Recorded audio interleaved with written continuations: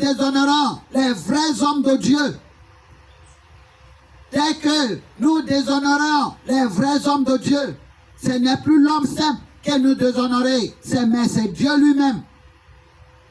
C'est pour cela, attention à tout ce que nous faisons. Ici, dans nos passages bibliques, Ananas a un terrain qui l'appartient, c'est pour lui. Il dit, je vais donner à Dieu. Il allait vendre son terrain. On ne l'a pas dit d'aller vendre. On ne lui a pas conseillé d'aller vendre. On ne l'a pas dit. On n'a pas donné avis. Personne n'a parlé.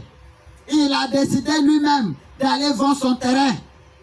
Après d'avoir vendu son terrain, il a encaissé son argent. Après d'avoir encaissé son argent, l'argent est toujours pour lui. Mais il a enlevé un peu dans son argent. L'argent de son terrain, allait donner. Et puis dit à l'homme de Dieu, voilà, c'est tout ce que j'ai vendu, je t'ai donné.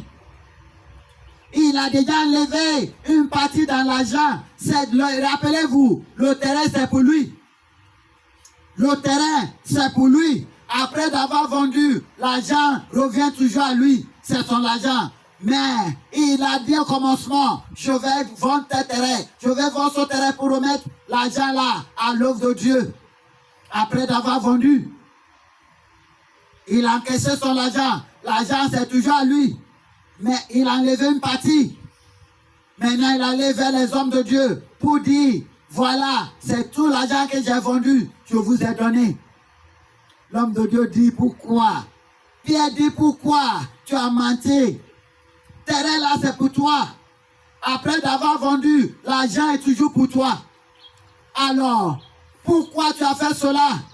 Pourquoi tu as dit, c'est tout l'argent ça, alors que tu as déjà gardé une partie pour toi? Si tu avais dit, voilà la partie que je peux donner, j'ai vendu mon terrain pour l'œuvre de Dieu, mais voilà ce que je vous donne, moi aussi je vais garder les restes pour nourrir ma famille. Il dit, Dieu ne se fâchera pas. Mais tu as dit à Dieu, c'est tout l'argent que je t'ai donné. Tu n'as pas menti à l'homme, tu as menti à Dieu.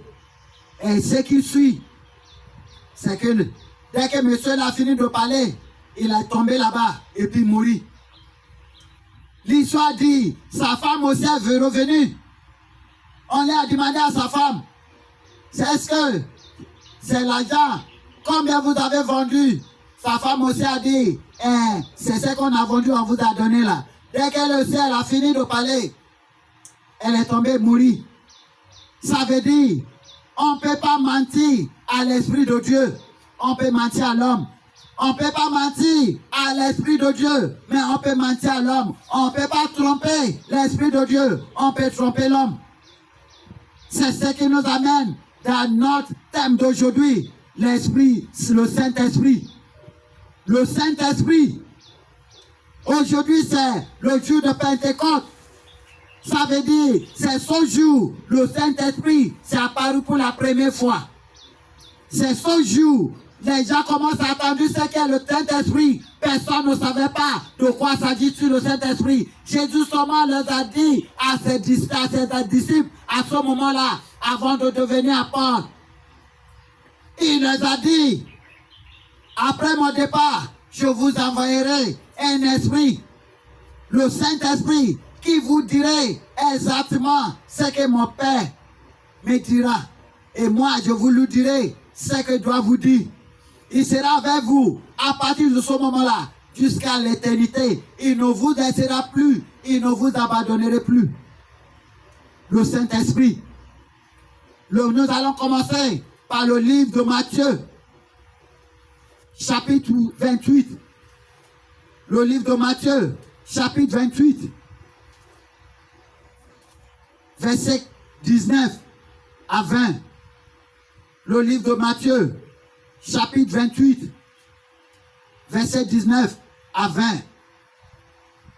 Allez, faites de toutes les nations des disciples, les baptisant au nom du Père, du Fils et du Saint-Esprit. 20.